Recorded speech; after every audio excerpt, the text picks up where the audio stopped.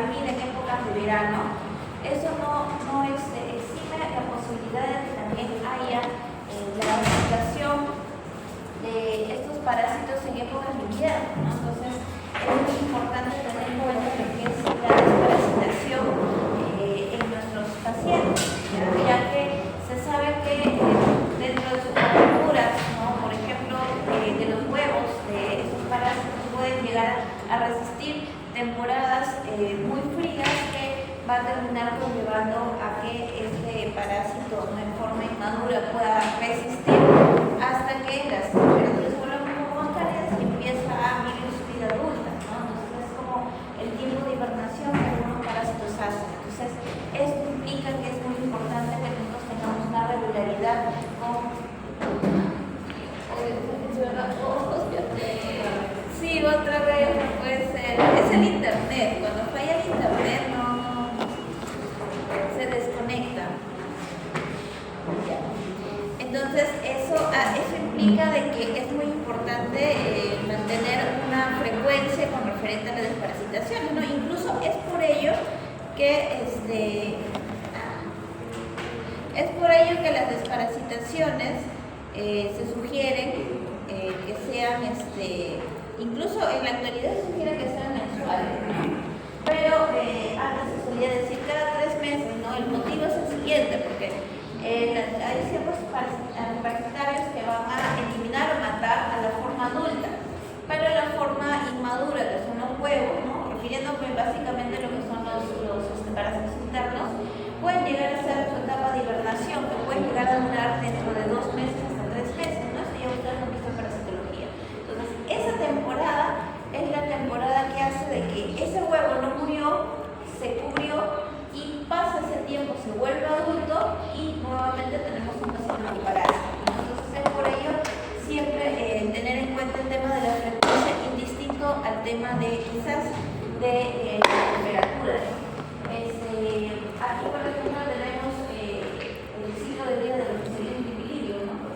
Sabemos que el libilium lo va a llevar la pulga, ¿no? Los huevos van a estar dentro de la pulga y este a su vez puede ir hacia otro hospedador intermedio como es la rata o directamente a su hospedador final, ¿no? Que puede ser un perro o un gato, ¿no?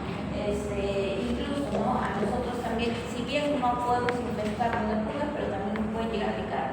Y sabemos que las pulgas, aparte de transmitir, ¿no? Otros parásitos, como es el libilium, en el caso del perros y gatos, como lo transmiten, porque el perro o el gato se empieza a rascar, se empieza a morder, muerde la pulga y ingiere el huevo, ¿no? Y de ahí se activa todo el ciclo en el hospedador final, ¿ya? Entonces, tener en cuenta que las desparasitaciones, tanto internas como externas, siempre están más ligadas, ¿no?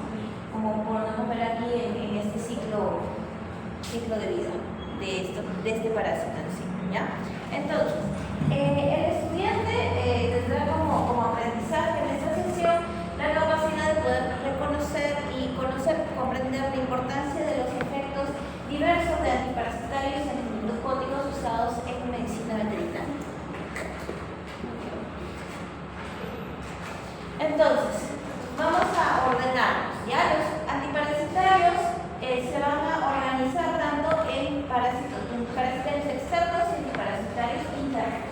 ¿Ya? Los antiparasitarios externos básicamente son los insecticidas, ¿no? ¿Qué va a abarcar? Va a abarcar los mosquicidas, los garrapaticidas, los herbicidas, los fungicidas, los bioficidas, ¿ya? Y los internos principalmente van a eliminar la presencia de nemátodos, platemitos o protozoarios, que incluso, ¿no? Los protozoarios pueden ser parte normal de algunas floras.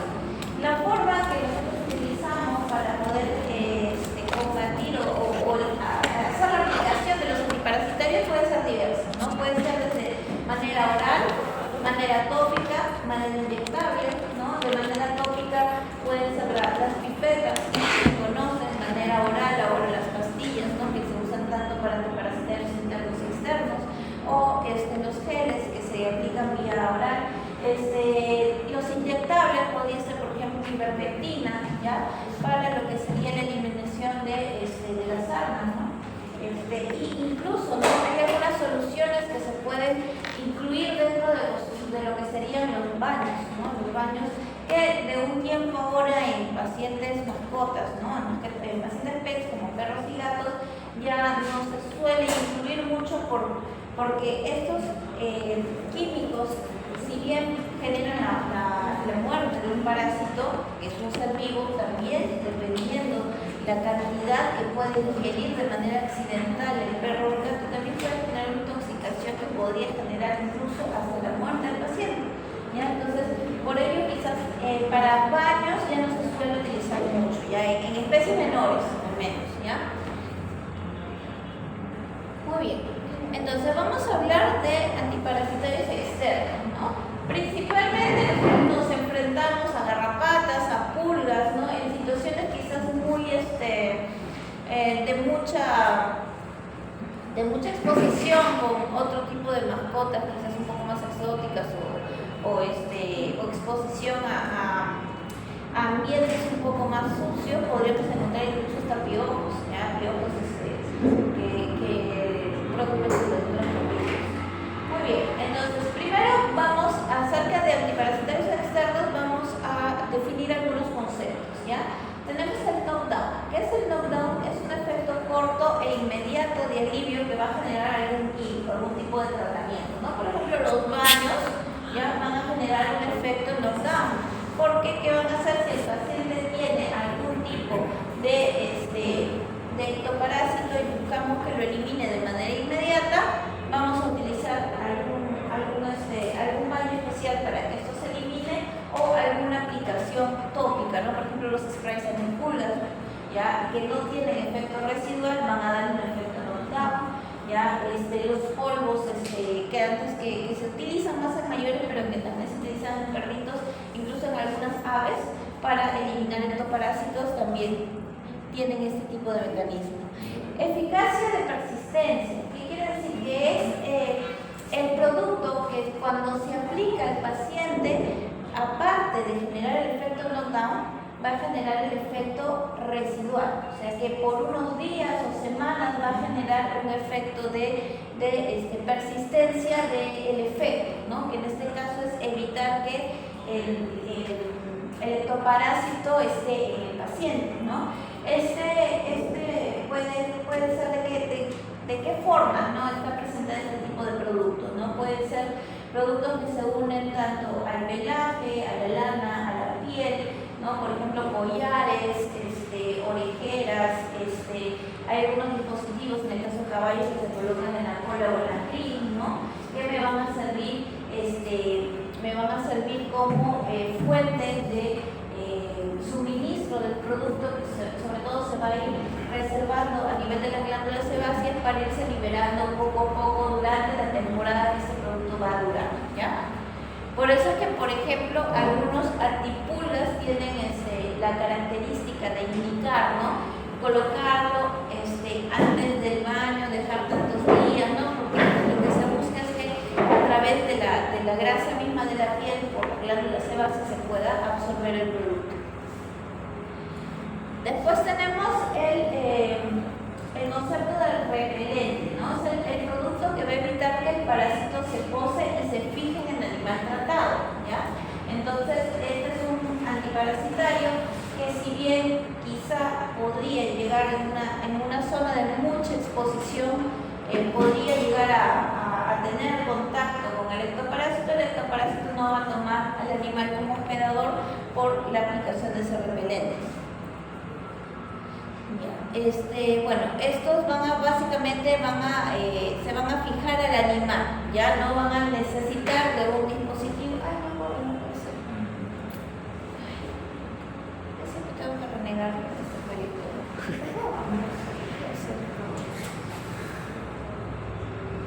Me voy a quejar del micrófono de acá. Dios mío, se acabó. Voy a apagar y prenderlo. Puede pasar estas cosas en mí, yo creo de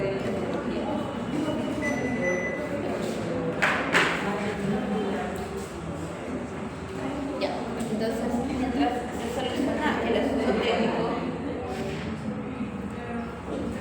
ahora no prendes. Ya, entonces básicamente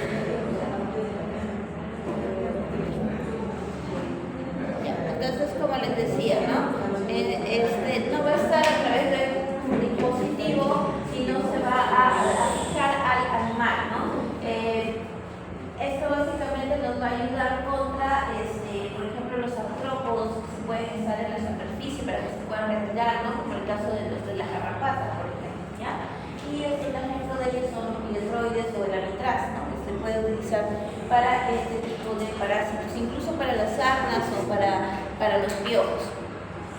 Luego tenemos el concepto del efecto en la alimentación, que son repelentes y no notamos a la vez que lo que van a reducir es la oportunidad que el parásito pueda morder y alimentarse. ¿Ya? Entonces lo va a repeler para que no pueda alimentarse del hospedador.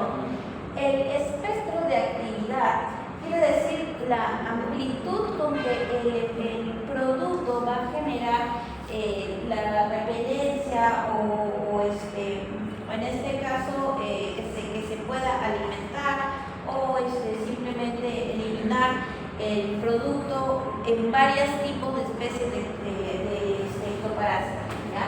Entonces puede servir incluso, ¿no? Por ejemplo, el Simparica trio, por ejemplo, ¿no? Es un antiparasitario amplio espectro porque nos va a abarcar diferentes tipos de ectoparásitos, así como también endoparásitos, ¿ya? La actividad ovicida, ¿ya? Hay algunos parasitarios que no solamente se dedican a matar al adulto, ¿ya? Que obviamente hemos visto que la mayoría de antiparasitarios, o que todos los antiparasitarios lo realizan, sino hay algunos productos que también interfieren con la reproducción del ectoparásito. Van a evitar que este parásito se reproduzca, ¿no? Ya sea a través de la muerte de los huevos o interfiriendo con el sistema de reproducción del adulto, ¿ya? Y bueno, por lo general esto lo podemos observar en algunos tipos de antipulgas, ¿ya? Por ejemplo, el metoprene, el piloxifeno, ya que básicamente lo que va a hacer es cortar el ciclo de vida de este animal, ¿ya? Incluso hay algunos que pueden afectar dentro del sistema de crecimiento del ectoparásito. Entonces, el ectoparásito puede llegar hasta su forma inmadura y nunca llega, porque afecta el sistema de crecimiento, nunca llega a ser adulto. Ya. Entonces, empecemos con un tipo de los ectoparásitos, de los antiparasitarios externos, ya que son los órganos fosforados, ¿ya? Son antiparasitarios que van a afectar directamente al sistema nervioso del parásito, conllevarlo a su parálisis y muerte. La mayoría de los antiparasitarios que vamos a observar, que vamos a ver, tienen ese mismo fin dentro de su mecanismo de acción: generar una hiperactividad muscular, generar una parálisis para conllevar a la muerte del ectoparásito adulto, ¿ya? Entonces aquí abarcarían algunos mosquicidas, sarnicidas y garrapaticidas, ¿no? Como los principios activos del Humafos, el diclorpop, el diacinón, el fendión y el diclorpop, ¿ya? ¿Contra qué ectoparásitos, por ejemplo, podemos observar que nos van a servir? Para, en el caso de garrapatas en bovinos, el Bacillus microplus, y también podemos observarlo incluso para utilizarlo para casos de miasis, ¿no? Que lo puede generar la dermatofobia hominis, ¿no? Que es un mosquito, ¿ya? Como vemos aquí, por ejemplo, ¿qué están haciendo con este perro? Lo están bañando con un producto que contiene órgano fosforado para eliminar ectoparásitos. Y en este caso, ¿cómo va a funcionar? Va a funcionar como un efecto knockdown, ¿ya? Simplemente para eliminar el ectoparásito en ese momento. ¿Ya? Dentro de productos comerciales podemos encontrar órganos fosforados en diferentes presentaciones, ¿no? Presentaciones en polvo, en spray, ¿no? Soluciones de jabón, soluciones líquidas para baño, que se diluyen en shampoo, ¿no? O ya mezclados con shampoo, ¿ya? Básicamente todo lo que tenga que ver con alguna aplicación tópica. ¿Ya? Por ejemplo, la culebrechera es un diaclorbox con clorfenmico que se aplica de manera en spray, ¿no? Entonces, por ejemplo, en animales mayores se suele utilizar mucho en casos de miasis, ¿no? Se aplica el spray y como coloquialmente se dice, no te seca esa parte para evitar que la mosca esté. Lo que hace es eliminar, ¿no? El ectoparásito en su forma adulta, ¿no? Más no genera en sí un efecto residual. También tenemos productos que se pueden usar para ectoparásitos en abejas, ¿no? En este caso, este producto nos puede, como vemos aquí, hay parásitos que también se posan en las abejas. ¿Ya? Entonces, bueno, en sus rejillas donde los tienen a las abejas, lo que se hace es con los dispositivos que se encuentran dentro de estos palillos se van a colocar entre las rejillas, ¿no? Para que de esa manera puedan tener un contacto directo y generar la muerte del ectoparásito. Ahora, ¿cuál es el mecanismo de acción de los órganos fosforados? Lo que van a hacer es inhibir de manera irreversible la acción de la acetilcolinesterasa. Entonces, si nosotros eliminamos la acción de la acetilcolinesterasa, ¿qué va a suceder? ¿Quién va a aumentar? La acetilcolina, ¿no? Entonces vamos a tener efectos muscarínicos, nicotínicos, directamente dirigidos hacia el ectoparásito. Por eso es que hay que tener cuidado con los órganos fosforados y ya, como les digo, ya no se suelen usar mucho en especies menores por ese motivo, ¿no? Había muchos accidentes en salas de baño donde bañaban a los perritos con sarnicidas, por ejemplo, y que pasaba a veces el perrito en lo que se movía o el agua le podía caer, podía ingerir el agua y terminaba teniendo algunos efectos de intoxicación por órganos fosforados, quizás no tan severos como los de aquellos pacientes que sí se intoxican consumiendo el producto, ¿no? Pero podían salir pacientes de baño con cialorrea, con ciertos fasciculaciones, no sé, ciertos efectos neurológicos, ¿ya? Entonces, básicamente eso es lo que hace un órgano fosforado. Ahora hablemos de los carbamatos, ¿no? Los carbamatos son insecticidas, antiparasitarios externos, que tienen un mecanismo de acción muy similar al de los órganos fosforados, ¿no? Aquí tenemos, por ejemplo, el Febraril, el Propulsor, ya el famoso, bueno, de repente ustedes no lo conocen, pero cuando era chiquita, usaba mucho el Volfo, ya a todos los perros le echaban Volfo, ya, y era un polvito y de ahí se volvió champú, pero también se utilizaba para eliminar las pulgas, ¿no? Y de la misma manera que hemos visto con los órganos fosforados, los carbamatos también van a tener una misma vía desde su mecanismo de acción, que es la inhibición ya de la acetilcolinesterasa, ya para aumentar los efectos de la acetilcolina, ¿no? Que por consiguiente va a generar efectos muscarínicos en el parásito y bueno, nosotros ya sabemos cuáles son los efectos, ¿no? Va a empezar a convulsionar, o sea, va a tener una hiperactividad dentro de lo que son las fasciculaciones musculares del parásito y eso le va a conllevar a la muerte. Muy bien, ahora hablemos de los piretroides sintéticos. Son antiparasitarios externos de rápida acción. Tienen una toxicidad muy alta sobre el parásito y muy mínima contra los mamíferos a los que afecta, ¿no? A los operadores de estos parásitos, a excepción del gato, ¿ya? A excepción del gato, refiriéndome que para el gato sí es tóxico, ¿ya? Para las demás especies de hospedadores no es relevantemente tóxico, ¿no? Aquí los dividimos en dos tipos, ¿no? El tipo 1 y el tipo 2. En el tipo 1, por ejemplo, tenemos la tetranitrina, la permetrina, que quizás es uno de los más conocidos, y en el tipo 2 tenemos el que más utilizamos incluso para lo que es productos de limpieza externa, ¿no? Desinfección externa, que es la cipermetrina, ya que tiene dentro de sus capacidades incluso eliminar los huevos de los ectoparásitos, ¿no?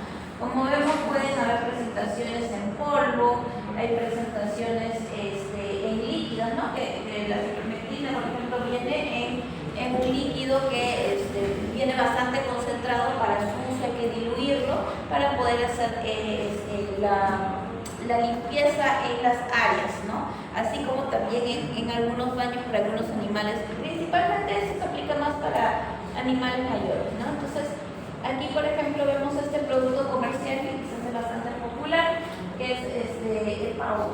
¿Qué es lo que contiene? Contiene permetrina, contiene furtorado de piperonilo, ¿ya? Entonces, como podemos observar, un antiparasitario no necesariamente tiene un solo principio de acción, pueden haber combinaciones, ¿no?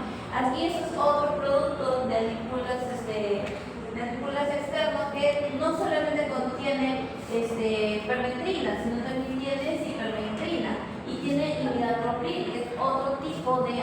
parasitario que vamos a ver después, ¿ya?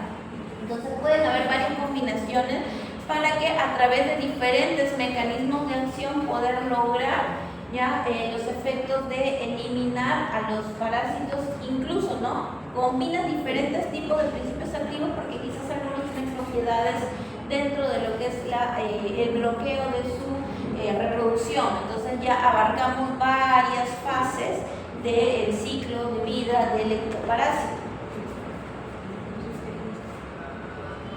Aquí podemos ver, por ejemplo, cómo ese producto, que es un piretroide, se aplica directamente en ese caballo. También existen piretroides que nos ayudan como antiparasitario también para las abejas, ¿no? Como vemos aquí, estos son como tiritas, ¿no? Las tiritas que se ponen en las rejillas de las colmenas donde están almacenadas estas abejas. Ok, vamos a hablar cuál es el mecanismo de acción que realizan los tipo 1. ¿Ya? Los piretroides del tipo 1 lo que van a realizar es aperturar los canales de sodio y de esta manera van a alterar a nivel neurológico la conducción iónica. ¿Ya? Entonces vamos a observar que la permectina, por ejemplo, va a abrir nuestros canales de sodio, va a ingresar mayor cantidad de sodio, esto va a afectar en el potencial de acción y va a terminar generando una dificultad dentro de la conducción nerviosa. ¿Ya? Y aquí podemos observar lo mismo, ¿no? O sea, va a haber una mayor cantidad de sodio en el citoplasma del ectoparásito y esto va a alterar el nivel de la conducción neurológica. En cambio, el de tipo 2 lo que va a generar es un cierre del cloro y va a funcionar como un antagonista de los receptores GABA. ¿Qué hacen los receptores GABA? ¿Inhiben o excitan? Inhiben. Entonces, si va a ser un antagonista del GABA, ¿qué va a pasar? Va a excitar, ¿no? Entonces va a generar una hipermotilidad muscular de estos ectoparásitos y eso los va a terminar conllevando a la muerte, ¿no? Ya. Ahora hablemos de las diformaminas. Son ectoparasitidas que van a servir como tratamiento y control de tanto ácaros, garrapatas y sobre todo se utiliza más en animales de producción, ¿ya?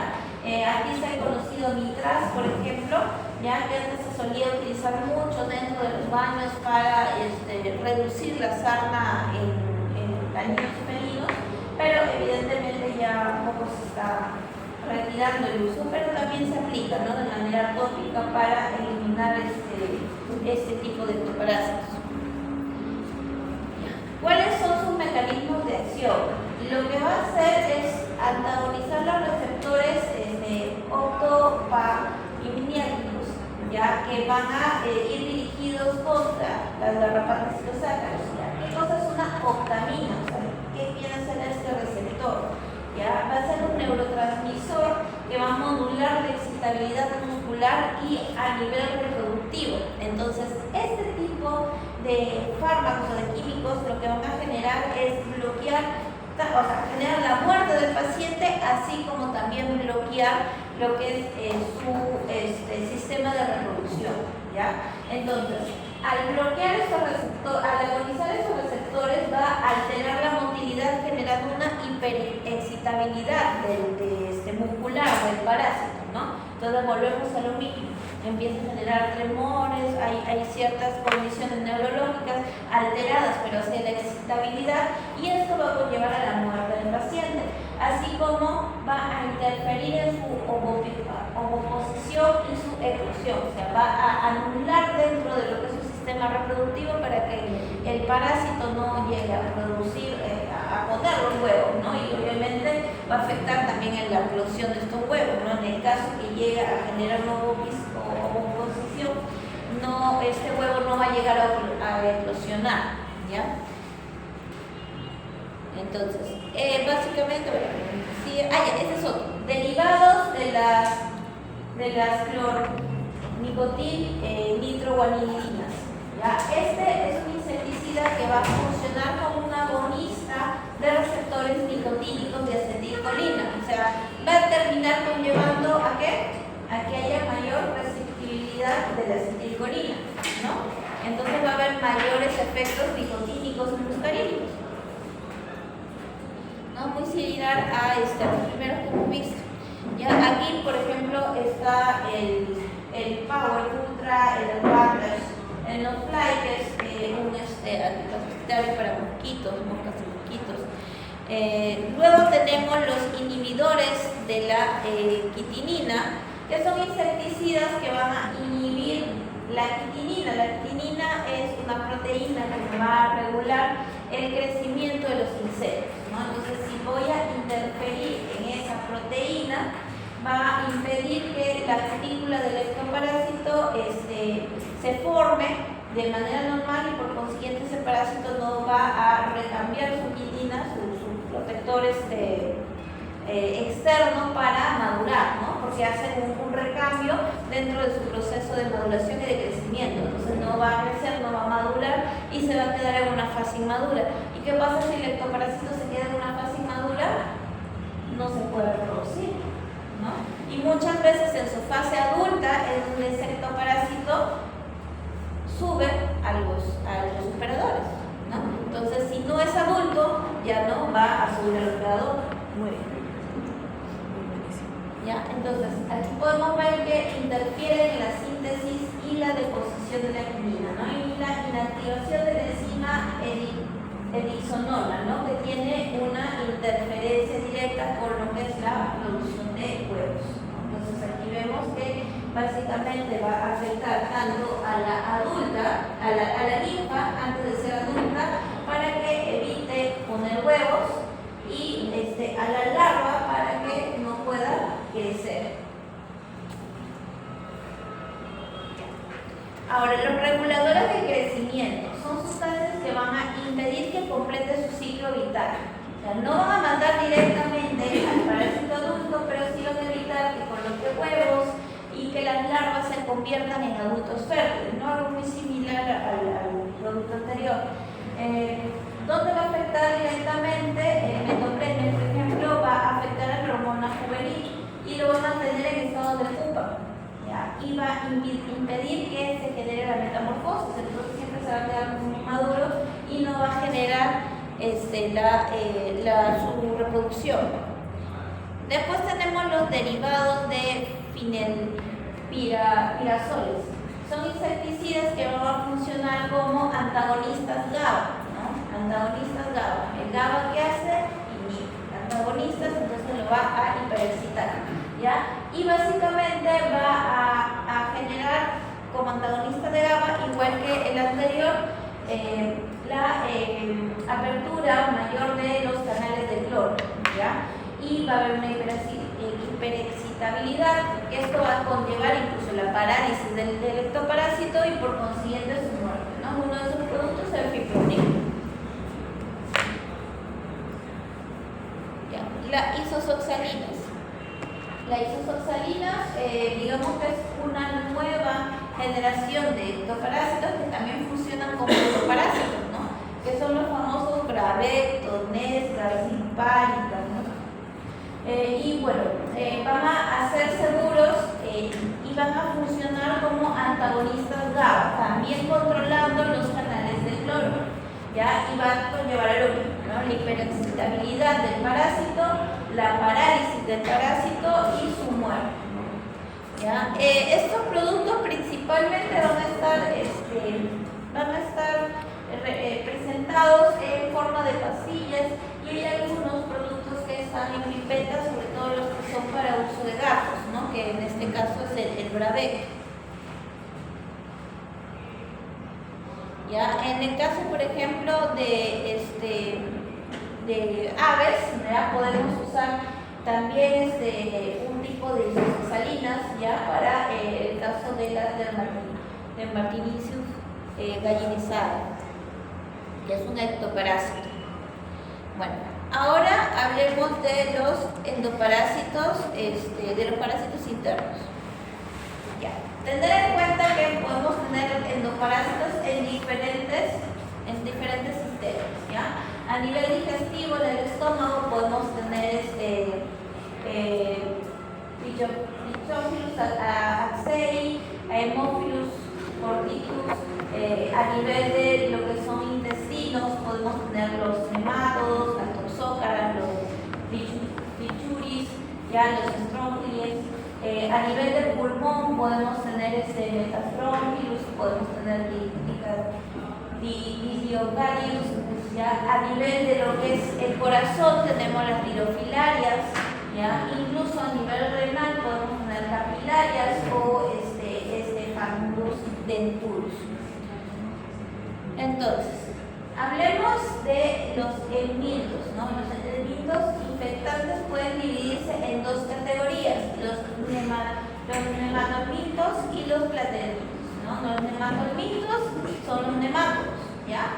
Y los platelmintos son los céstodos y los tremátodos, ¿ya? Entonces, como vemos, los nematodos son los que más frecuentemente vemos en peces menores, ya, como pueden ser las toxócaras, las dirofilarias, ¿no? En estos pacientes, ¿no? Y los cestos y tremátodos, ¿no? Por sus características planas, ya podemos verlo quizás un poco más frecuente en animales mayores. Entonces, vamos a hablar primero de las benzimidazoles, ¿ya? Son antiparasitarios de amplio espectro, ¿ya? Busca el control de los endoparásitos, tanto nemátodos como céstodos y algunos protozoarios y tremátodos, ¿ya?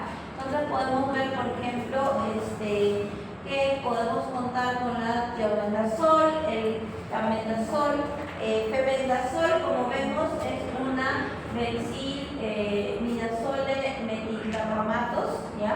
Es una de las clasificaciones, son 4, como vemos, el benzimidazole, primero el tiazole, el metilcarbamato, el tiole y el benzimidazole, ¿ya? Entonces, el más conocido aquí quizás es los probenidazol, el febendazol, en el caso de los metilcarbamatos, ¿ya? El albendazol también bastante utilizado en animales menores, ¿ya? Y bueno, su presentación, como vemos, es vía oral, ¿no? Pueden ser comprimidos, pueden ser soluciones, ¿no? Tipo pasta, ¿no? Pero líquida, pero medio pastoso, que es lo que conocemos usualmente. Ahora, su mecanismo de acción tiene 2 vías de acción. Ya va a inhibir al furato lacturasa y va a generar una unión a la beta-tubulina, ¿ya? A través del mecanismo de la inhibición del fumarato lacturasa, lo que va a hacer es bloquear la función mitocondrial, lo cual va a hacer que se bloquee la parte de producción energética. A nivel de la unión con la beta-tubulina, lo que va a evitar es que se polimericen los microtúbulos, lo cual va a generar que haya una división celular, que no haya transporte de nutrientes y que haya una desestructuración de su citoesqueleto. ¿Ya? En ambas situaciones terminan generando la muerte del endoparásito. Entonces, aquí vemos qué pasa cuando hay una inhibición de la polimerización de los microtúbulos a la hora de unirse a la beta-tubulina, ya, de las células del parásito. Va a generar inmoviliza este parásito y por consiguiente va a morir y se va a expulsar, ¿ya? Entonces, como vemos aquí, lo normal es que haya una polimerización de los microtúbulos, ¿ya? Y se va a ver la estructura compacta, ¿no? Cuando esto no se va a dar, cuando bloqueas esta unión, va a haber una desagregación de estos microtúbulos y se va a generar este efecto, ¿no? Dentro de lo que sería su citoesqueleto del parásito. Cuando hay una inhibición del fumarato lactudasa, ya, como podemos ver aquí, ya, no se va a completar el ciclo del ácido cítrico. ¿Ya? Entonces no va a haber la formación de energía para lo que sería la supervivencia de este parásito. ¿Ya? como habíamos hablado, uno de los ejemplos quizás es el albendazol, que vaya dirigido a parásitos redondos, como es el caso del toxócara. El toxócara es un parásito bastante importante que debemos evitar, ¿no? Que pueda tener una llegada hacia los humanos, ¿no? En los humanos puede llegar a generar también problemas, ¿no? Pueden incluso llegar a ingresar por vías sanguíneas hacia las extremidades. A nivel ocular también las larvas pueden llegar a meterse, ¿no? Hay bastantes reportes de niños a los cuales, ¿no? Al no tener un cuidado con la desparasitación de sus mascotas, ¿no? Muchas veces hay varios reportes de niños que tienen larvas de toxócaras en el ojo, ¿no? Entonces es importante considerar la desparasitación. Y comúnmente, ¿no? En pacientes menores, ¿cómo vamos a observar la presentación de la toxócara? ¿No? Parece un resorte, como si fuera una liga, ¿no? Cortada. Y la otra importancia de la toxócara es la permeabilidad que hay a nivel de la barrera transplacentaria, ¿no? Entonces, muchas veces los cachorritos que nacen de una mamá que no está bien desparasitada, pueden, dentro de su primer mes de vida, pueden tener toxócaras enormes, unas adultas muy grandes, ¿ya? Entonces, tener en cuenta la importancia de la desparasitación de las mamás antes de las perritas antes de que sean mamás, así como del cachorrito a partir de los 20 días, ¿no? Principalmente por la toxócara. Ahora hablemos de los imidazoles. Imidazolines. Son antiparasitarios internos que van a ser específicamente, van a eliminar los nemátodos, ¿ya? Tenemos aquí el levamisol, que va a funcionar como un agonista colinérgico, o sea, va a activar o estimular los receptores nicotínicos, ¿no? Y obviamente esto va a generar una parálisis espástica en los adultos, ¿no? Entonces, ¿qué va a suceder? Va a haber una mayor actividad de estos receptores y va a haber una mayor actividad del acetilcolina. Ahora vamos a hablar de los tetrahidropirimidinas. ¿Ya? Son antiparasitarios internos que van a controlar a los nemátodos gastrointestinales en sus diferentes especies, ¿no? Van a ir contra las formas adultas de estos redondos y actúan de manera muy rápida, ¿no? Aquí tenemos, por ejemplo, el oxantel, el pirantel, el murantel. ¿Cómo funciona su mecanismo de acción? Son agonistas colinérgicos, ¿no? Entonces vamos a tener también una sobreestimulación de los efectos colinérgicos y también nos va a generar lo que es una parálisis espástica, ¿ya? Tengamos en cuenta que su efecto es tan rápido y potente que tiene una potencia de hasta 100 veces más de lo que es el efecto de acetilcolina de manera natural, ¿ya? Entonces, por eso es que son bastante potentes como antiparasitarios, por eso que son bastante populares. De ahí tenemos las tetrahidropirimidinas, ¿ya? En este caso es el travonato de pirantel, ¿ya? Que puede ir para los Strongyloides en especies mayores, y el pamoato de pirantel, que va directamente hacia la toxócara, ¿no? Entonces, por ejemplo, el pamoato de pirantel es el antiparasitario que le ponemos a aquel bebé que nace de una mamá que está muy parasitada. 20 días le damos un pirantel, ¿no? Porque lo que buscamos principalmente es eliminar las toxócaras. La piperacina.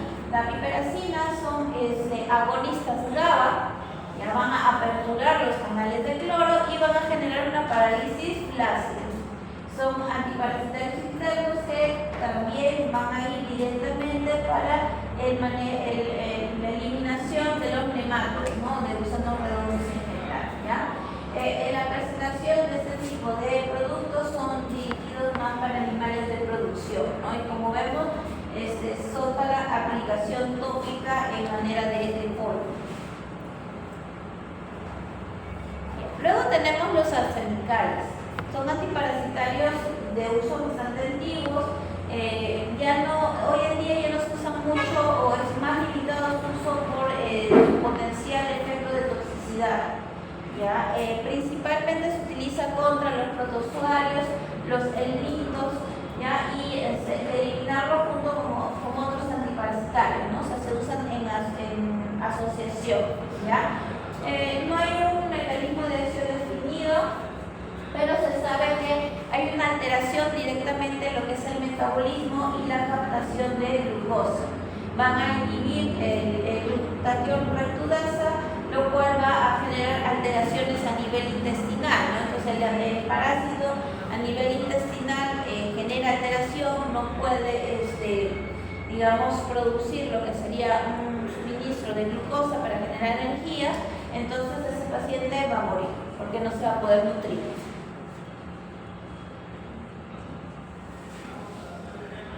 Después está la ciclotadipeptidinos. Son nuevos antiparasitarios internos, son eficaces frente a los nematodos gastrointestinales, tanto para perros, gatos y rumiantes. ¿Ya? Su mecanismo de acción básicamente va a favorecer la resistencia con otras familias de parásitos.